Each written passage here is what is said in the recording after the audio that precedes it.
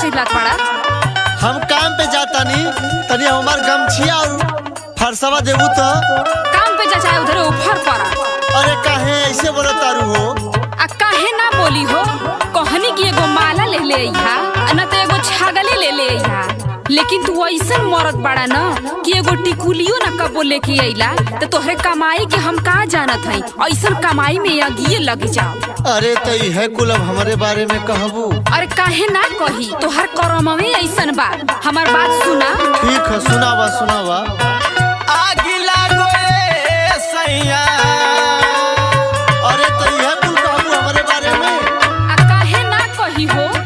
आगिला गोए सैया तोरी नौकरिया एगो टिकुली बिना।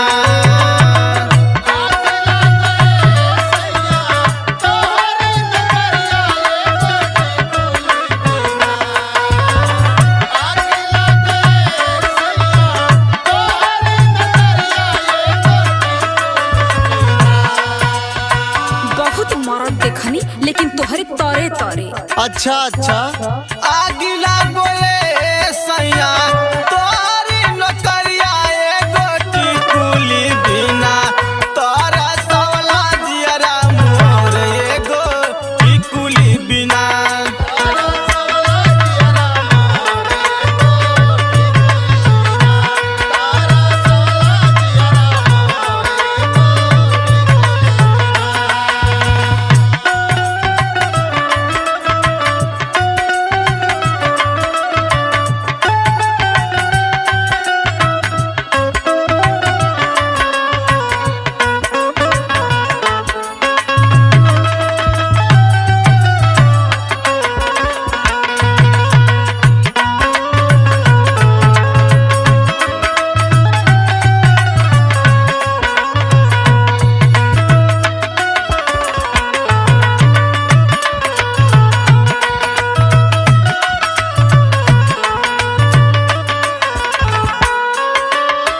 जब से ले अइला घर में सुखवो न जनली।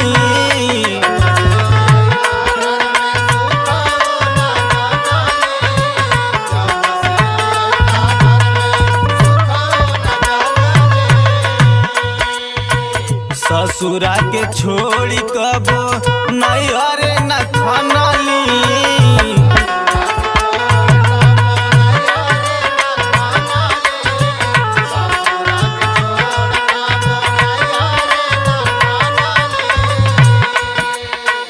जब से ले अइला घर में सुखवो न जानली।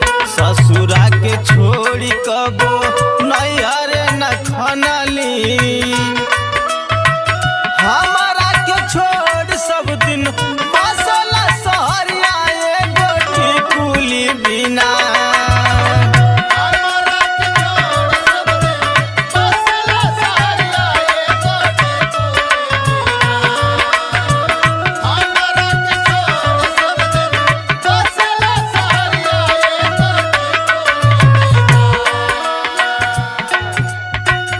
हमारा के छोड़ सब दिन बसला सहरिया एगो टिकुली बिना।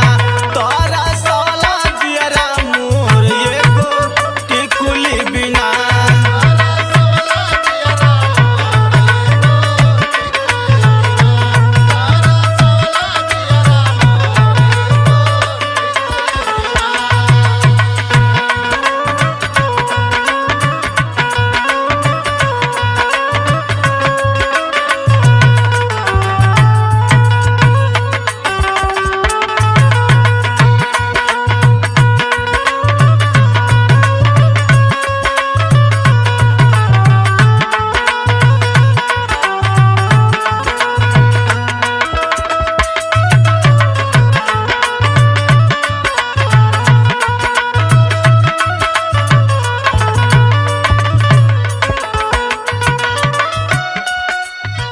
श्याम भोजपुरिया ना बुझेले मरमावा।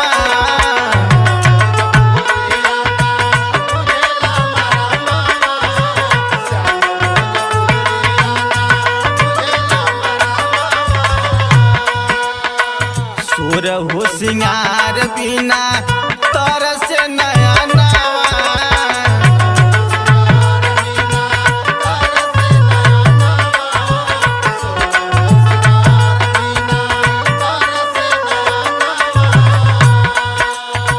श्याम भोजपुरी आना बुझेले मरमावा सोर हो सिंगार बिना तर से नया नवा।